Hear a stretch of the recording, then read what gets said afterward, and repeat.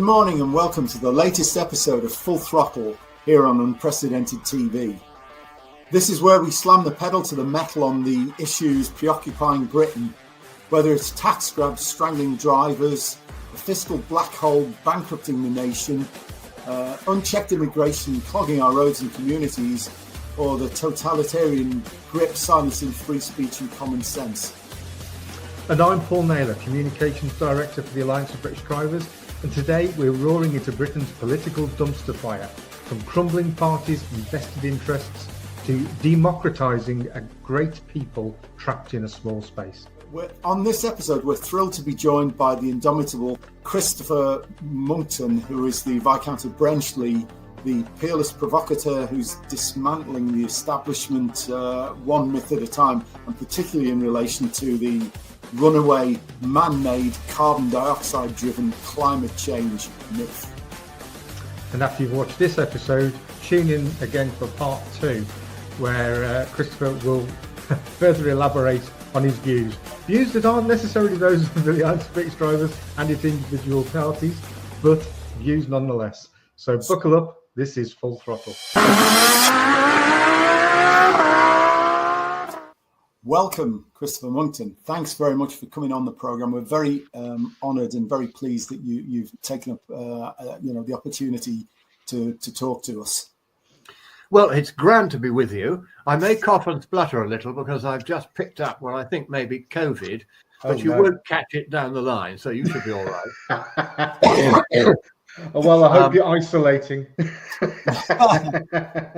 But anyway, lots of congratulations to the Association of British Drivers for standing up against what one might call the blob, the establishment, what the French contemptuously but justifiably call the classe politique. And these creeps who sit there and they are predators, apex predators upon the taxpayer and, of course, above all, the motorist. And there are very few people these days who will now dare to speak up against the blob when it is trying to destroy not just motoring as we recognize it, where it goes vroom, vroom, rather than chirrup, chirrup, but also to set Britain free again from endless overregulation and, in particular, all the climate change nonsense, which is pretty much rubbish from start to finish. So fire away with your questions, and I will do my best to look intelligent and give you some sensible answers. Okay. We'll take you up on that, Christopher. That was brilliant. That was brilliant. Okay, so let's start with the state of the political parties. You've called the Tories a chocolate teapot in the past, a Labour a sycophantic machine. I presume that Charlotte's family's quotes somewhere and read them back. So, with Reform storming the 2025 locals and 41% of the seats, is this the end for the two-party stranglehold, do you think? I think that Reform, under the formidable Nigel Farage, whom I worked with for many years in UKIP, and are now doing things for in the Reform Party, he has single-handedly already transformed British politics once by setting us free from the tentacles of the European tyranny by Clark. And that was an extraordinary achievement, given that the whole establishment, the whole of the blob, wanted to keep us as prisoners of this anti-democratic experiment in migrating the Soviet constitution westward from Russia into Europe and then also into Britain. And he stood pretty much alone against all that and succeeded in getting us Brexit, despite the mess that both Theresa May and Boris Johnson tried to make of it. We do substantially have Brexit now, and we'll get more of it, I think, as time goes on. So he has already won his spurs. And a couple of years ago, I was in a TV studio somewhere with him, and I said, "I'm sorry, mate, you think you've retired, but you're actually going to have to save your country a second time." Yeah. because the two-party system is finished. The Conservative Party has disappeared up its own tailpipe. The Labour Party has always been communist and is now laughably and visibly so. And so these two dead parties are merely occupying space without doing anything useful with it. And this is where Nigel, he sighed when I said this to him. And he said, "Oh, I thought I had done my bit." I said, "Mate, you've more than done your bit, but I'm afraid I'm going to have to ask you to do a bit more, in fact, quite a lot more." And he set up Reform with Richard Tice. The two of them got together. I went to the launch in London, and the press all turned out because by then they'd realized they were dealing with an irresistible phenomenon in the shape of Nigel Farage. And they'd also realized by then that doing what the remarkably insensitive and stupid two-tier Keir Starmer said, trying to call him a racist, which is the standard leftist accusation against anyone that is proving to be effective against them politically. And very foolishly, Starmer was saying he's a racist. He's now had to backtrack shamefully on that, as on so much else in his brief, unhappy, gloomy, miserable Presbyterian period in what I won't call power, because it certainly isn't that. I won't really call it office.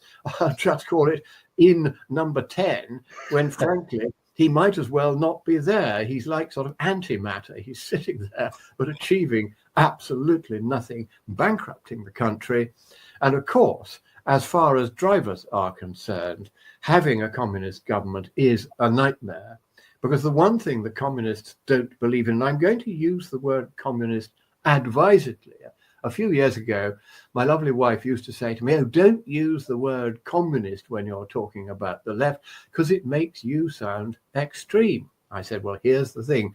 I say it like I see it. I'm a brung up in Yorkshire, and we call a spade a bloody shovel. We do not call it a one-person operated, manually controlled, foot-powered implement of simple and robust, yet adequately efficacious ligno-metallic composition, designated primarily, though by no means exclusively, for utilization on the part of hourly paid operatives deployed in the agricultural, horticultural, or constructional trades or industries, as the case may be, for purposes of carrying out such excavational tasks or duties as may, from time to time, be designated by supervisory grades as being necessary, desirable, expedient, apposite, or germane with regard to the ongoing furtherance of the task or objective in hand, or on the other hand, underfoot, Prime Minister."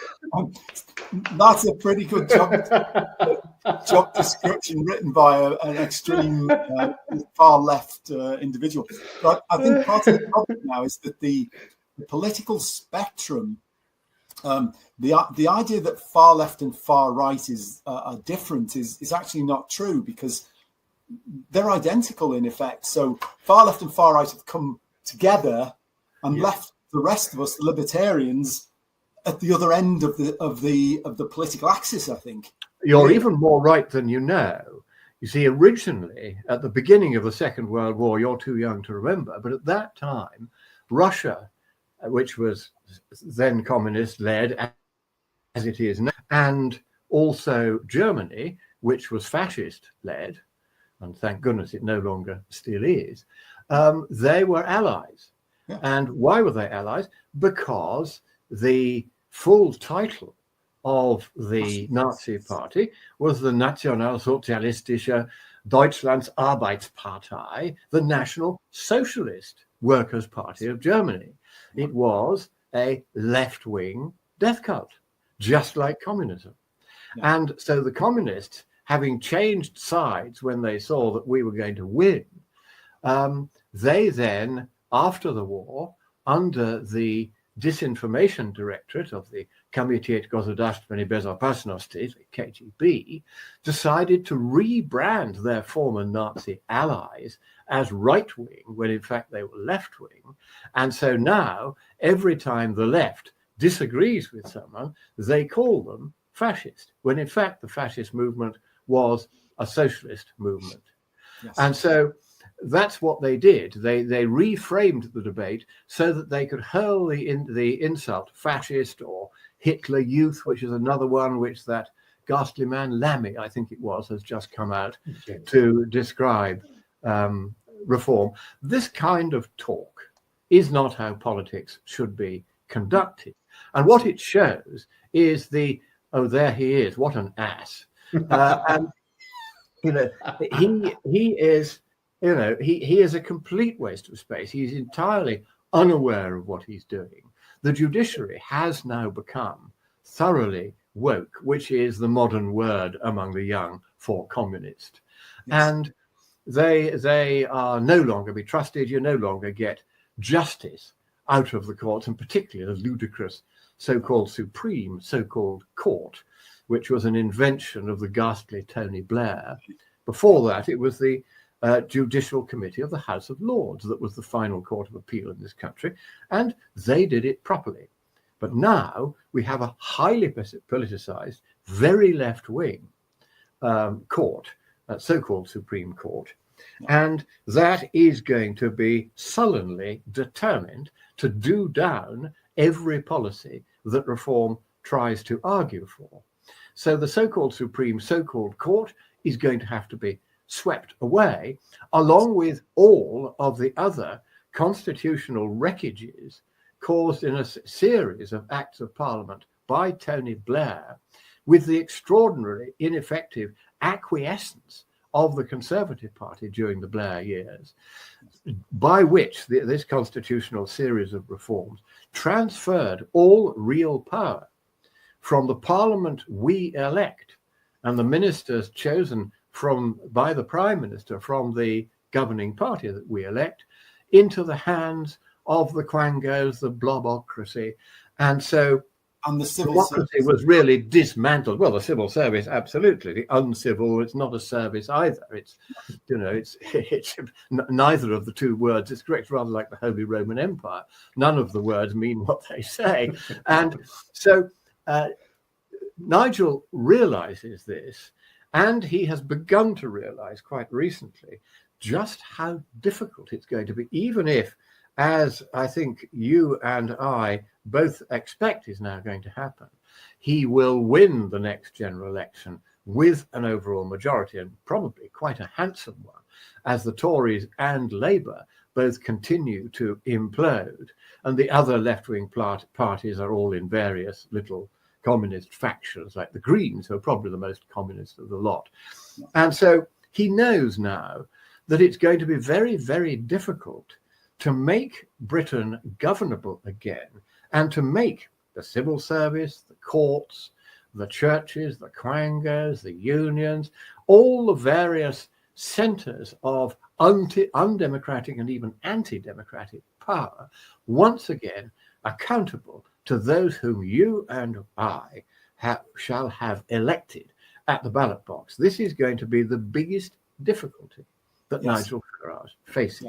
And it's a formidable difficulty, and he is well aware of it, and very detailed steps are now being put into place so that as soon as he enters number 10 Downing Street, a seismic shock will go through the jelly-like blob, and it will wobble, but it will not resist the will of the people. We shall have our way. We shall once again be sovereign. And it was Francis Bacon, back in Elizabethan times, who was a great philosopher, who said in his formidable essays on politics, beware small men in great place. And that's what you've got now in the Conservative and Labour parties, indeed in all the other parties other than Reform now in government. But this is a nation of great men in a small place. And the electors have begun to realise that Nigel Farage doesn't speak the gobbledygook of the classe politique. He speaks plain English that they understand, that they want to hear, and that they sympathise with, and that he is on their side. This bloke down the pub image that he has gets is a deserved one. And, he will go and drink his pint of beer with the working man in the pub in a way that most politicians these days would simply be childishly embarrassed by. They wouldn't know what to say to a working man. But he talks our language, and that makes him really unique in British politics today. So as you can see, I am very much hoping that he does win the next election outright. My main concern at the moment is that the communists have been deliberately imploding the British economy. Yes. With the aim of, when they eventually pass out of office and they dump the whole mess that they have made in the hands of reform, the economy will then collapse at weeks after the general election. Reform will be holding the baby at the time, and Nigel will get the blame and be driven out of office, whereupon back will come the communists, this time red in tooth and claw, and we'll have full-blown communism. That's what they're trying to do, but they made a miscalculation. They had not fully realized how fragile the economy is after the idiocies of Johnson and Sunak in particular, the huge unnecessary spending during COVID, which bankrupted the British state. And it's becoming impossible for the government each month to borrow enough money to keep the day-to-day cash flow of the government running. And this is a huge problem, because if you've ever run a business, you will know that it's when the cash flow goes tits up, that's when you lose everything. And the Labour Party has now, by vast overspending and by deliberately malicious policies such as Net Zero, which are designed to destroy the British economy, to destroy manufacturing industry, to drive our last significant steelworks into extinction, so that we no longer make virgin steel in any quantities anywhere in the country that founded the process for making steel and founded the Industrial Revolution. We can no longer make virgin steel, which is why a recently outgoing chief of the defense staff said very bluntly that, so weakened by successive governments, not just Labour, it's the Tories as well, they've so cut the defense establishment to ribbons that we could now fight only a very small war, and only for 1 week. After that, we'd run out of material. There would be no guns, there would be no personnel carriers, there would be no tanks, there would be no planes, because we haven't got the steel to make them with, and we can't make it anymore because we're saving the planet from global warming, which is happening at rather less than half the originally predicted and still universally predicted in climatology mid-range rate. And that means that the rate at which the world is actually warming is below the entire enormous range of guesses by communist bodies such as the Intergovernmental Panel on Climate Change, which is a purely political body which has absolutely no knowledge of science and still less of economics. And these numpties have joined just today by Pope Leo XIV, who really ought to know better, because he's basically much more grown up than the Pope, who was an out-and-out communist. But he has also now begun wittering on about global warming, and we must all stand together to introduce ever tighter regulation. But of course, he's not talking of regulating the huge communist economies of the giants of the East, Russia and China, and the communist influenced giants of the East, India and Pakistan. Oh no, India, after all, has told the G7 just a couple of years ago that they were going to increase their coal-fired generation by 60% in the next few years. Pakistan by 300%. China emits more carbon dioxide than just about the rest of the planet added together. It's now, I think, about 2/3 of total emissions. And then you've got Russia, which has virtually no wind and solar power, because the Russian Academy of Sciences, whom I briefed on this back in 2017, knows perfectly well that climate change is, to use the technical term, total cock. It's quite interesting. It's quite interesting that the one climate model that actually resembles what the observed data looks like is by Habibullah Abdusamatov, who's a Russian astrophysicist and climatologist, and that's the only one that doesn't have carbon dioxide as a forcing influence. But there is one other. There's one other. That is the official Russian Academy of Sciences climate model, which, well, I'll tell you what happened. When I was invited to go to Moscow and brief the Kremlin in the days when they weren't invading Europe, I went to a meeting sponsored by the Russian Academy of Sciences. I gave my talk, and the minder from the Russian Academy afterwards said, "Blimey, you mean the whole thing is based on a series of strikingly elementary errors of physics?" I said, "Yes, it is. It's well established. But, of course, the people profiteering out of this don't want to admit their own ignorance, because otherwise their profits from this, or their profiteering, I should say, from this nonsense would dry up." Right. So the minder from the Russian Academy said, "I want you to come to a meeting, a high-level scientific discussion this afternoon with all the world's leading climate scientists. And the meeting will be led by academician Semenyov, who was and is the deputy head of the Russian Academy of Sciences." So I went along, and Semenyov started out and he said, "Right."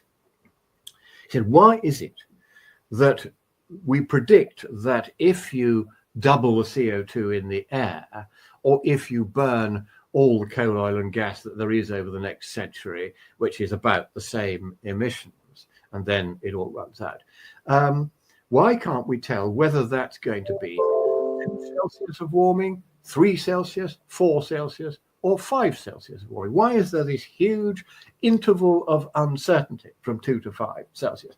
Why, after 30 or 40 years of slaving away with our wank models," he didn't actually use that word, but you can see what he was thinking, "why can't we narrow this down?" So I thought, this will be fun. So I listened while, Professor Mojib Latif, who was the Intergovernmental Panel on Climate Change representative, rabbited on.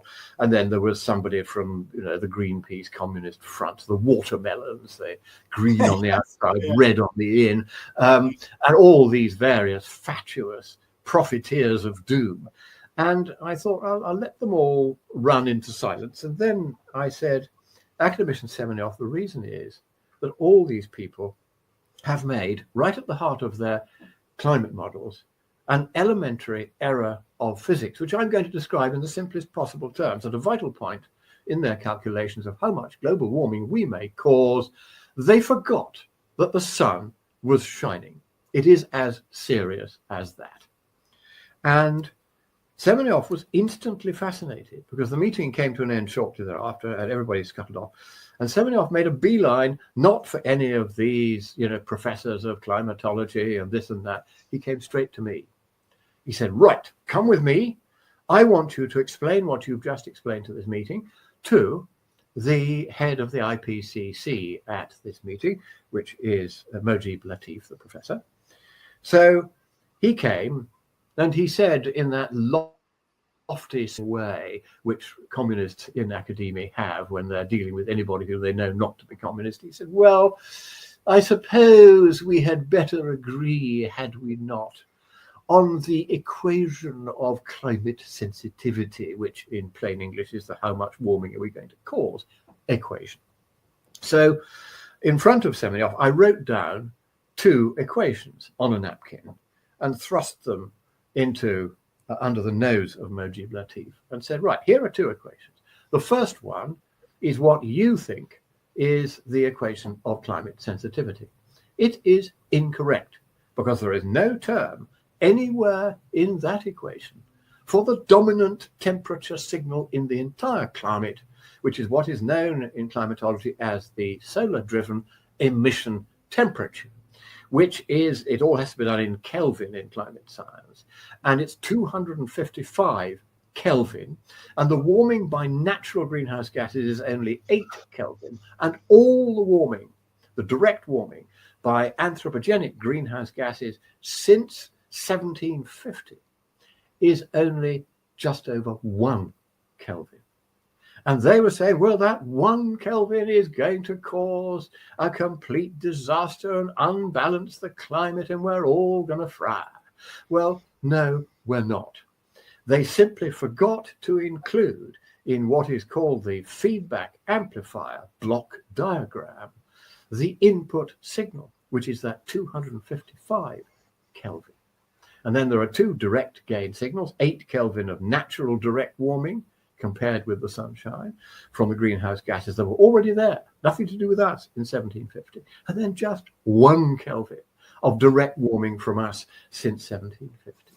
And you put those in there, and then you have to work out another term in this feedback amplifier equation, and that is known as the net aggregate feedback intensity, because you get an amplification of the direct temperature. It's not just of the direct warming, still less of just the anthropogenic direct warming. It is of the entire direct temperature, which is 255 plus 8 plus 1, 264 Kelvin.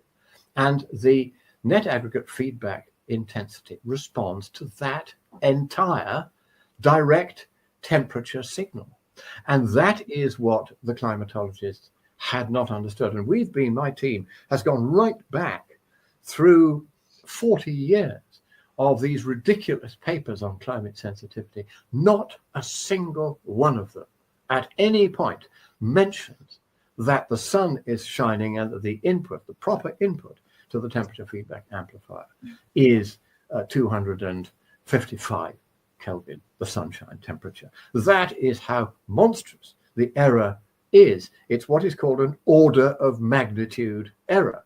It's an understatement in this case by a factor of 10 of the input to the feedback circuit, and therefore an overstatement by a factor of 10 in the feedback intensity, so that they think that most of the warming that we might cause comes from this knock-on additional feedback effect and not directly from global warming. And in that, I have to tell you, they are simply incorrect. So I explained this to Mojib Latif, and he didn't want to know. I don't think he really understood what we were saying. I showed him what the corrected equations looked like. He said, what are these terms? I said, these are the standard terms in the control theoretic feedback amplifier equation. There's nothing unusual. You find it in textbooks going back to 1934, when Harold S. Black at Bell Labs in New York had designed the first ever feedback amplifier circuit. He had made sure, of course, that the input signal in that circuit was included. And of course, he was doing this in electronic circuits rather than in the climate. But the mathematics of how these feedback loops work is exactly the same. And so when he tried to apply for a patent on behalf of Bell Labs in New York, as it then was, for whom he was working, for particularly the negative feedback amplifier, which is a way of calming down an international telephone signal. So you amplify the signal, but you suppress the noise and crackle, which would otherwise prevent the signal from being sent across continents. They wouldn't give him a patent because they said, oh no, this is simply a circuit. It couldn't possibly work. It's just woo-woo, it's voodoo, it's nonsense. And he tried to get the British Patent Office to grant a patent, and they wouldn't either. So in the end, he got hold of a guy from the Patent Office in New York and took him by the scruff of his scrawny neck and took him to Bell Labs telephone exchange in New York. And he showed him 70 of these feedback amplifiers actually in operation. And he gave him a multimeter and said, look, you can touch the terminals to various points in the soldering and you can see what's going on in the circuit. And you will see that the equations that I show in my paper on this are indeed the equations that apply to such a gadget. which is why it works, which is why if you want to ring Los Angeles from here, you now can, and instead of hearing, you'll actually hear people speaking in both directions because the feedback circuit is filtering out the static. That's what it's for in electronic circuitry. And so the mathematics of this has been known since the 1930s, but this comes as a complete abject surprise to any climatologist. They have no idea of any of this. And Mojib Latif looked completely blank and rather horrified. And so Semyonov's reaction was priceless. This is the deputy head of the Russian Academy of Sciences. We're not dealing with some half-wit here. He saw that Semyonov didn't understand a word of what I've just said to you, didn't understand the importance of the fact that the sun is shining, and that's where most of the temperature on this planet comes from. So he got rid of him. And he said, you've made your point. If the Intergovernmental Panel on Climate Change, in the person of its senior representative at this conference, cannot answer what to me is the very simple point that you are making, then I would like you now to brief Russia's chief climate modeler. And so this little gnome-like figure appeared, and he sat down in front of me, and it took me exactly 20 seconds to explain it to him. And he clapped his hand to his forehead. He's one of the brightest people I've ever met. And he went, Boże moi. Oh my God. He said, this is terrible. And he turned to Semyonov and he said, I'm very sorry, I'm going to have to go. He said, well, I'm going to have to reprogram the model completely. We can't leave it like this. It's a monstrous error. And we've all made it, he said. Now there is an honest scientist and also a bright enough one to understand that you do have to allow for the fact that that big yellow thing in the sky is what dominates the temperature on Earth. And therefore, at every point in your calculation of global warming, including inside this feedback amplifier circuit, you have to allow for the fact that the sun is shining. If you don't, you will get an order of magnitude error. Now, only a few weeks ago, the world's foremost climatologist, who is Professor Richard Lindzen, formerly of MIT, now living in retirement in Paris, but still very active in climate change research. And he knows more about the strange habits of the climate than anyone else alive. He's an absolutely astonishing man. And he wrote to me and he said, you may like to see this list of the various predictions of about 20 or 30 different climate models of how much warming they're going to be. Now, you can guess which of the models predicted the most warming, and those were 3 British ones. They were right at the top of the list. And they, of course, you have people from the Royal Meteorological Society and fellows of the Royal Society, who, in my experience, know absolutely no science at all. They are just placemen from the bureaucracy. They're utterly, utterly useless. And indeed, the present head of the Royal Society is due to retire, but unfortunately, he's going to be replaced by somebody even worse. Adrian Smith is the present guy. He goes around saying to people, it is not legitimate to raise any questions whatsoever about the official narrative on the climate question. Now, when King Charles II of blessed memory, back in 1662, 2 years after he came back from France, and we lined the streets, you're too young to remember, but we lined the streets all the way from Dover to London. And there were only 1 million people in Britain at the time, but they were all on that cheering when the monarchy came back. I'm totalitarianism, death cult of the ghastly Cromwell and the Puritan. They were slung out and merry England came back. And one of the first things that Charles II did was to set up the Royal Society. And he said, look, it's in their charter, which is in Latin, which of course none of them reads anymore. But what it says at one vital point is that I am particularly fond of real world experiments, not wank models. I want you to do proper experiments, both to hammer out a new theory. Ex tundere is a wonderful Latin word to hammer out. You can hear tundere, you could hear the hammering going on. Or expolire veterem, which is to polish up and perfect an old theory. That's what the Royal Society was founded to do. Its present president has absolutely no interest whatsoever in honouring those obligations in the Society's charter. And nor will his successor, Paul Nurse. They both have absolute contempt for anything that questions the party line on climate or on anything else, where there is now, in the largely communized academia, a settled, though manifestly incorrect view. So that's how we know that the Russians know perfectly well that global warming isn't a problem. Now, the Chinese also got in touch, and they said, would you please write a paper in the Bulletin of the Chinese Academy of Sciences? We did that back in 2015. And that was published, and that's been downloaded more times by a factor of 12 times over than any other paper in the 75-year history of that distinguished journal. And we said there is a mistake right at the heart of their calculations. At that time, we didn't know exactly what the mistake was. But in 2017, the White House rang up. The head of communications, who at that time was Steve Bannon, rang up, and he said, we've seen your paper, your team's paper, in the the Chinese Academy of Sciences bulletin, and you hinted there that there is this central error of physics right at the heart of the calculations of how much global warming we may cause, and once you correct for that, there really isn't a problem. I said, yes, and we've now, he said, have you found out what the error is? I said, yes, we have. In fact, I said, I've just briefed the Russians on it. He said, right, I want you to send me a one-page note explaining the point. I will put it in front of President Trump. And he did.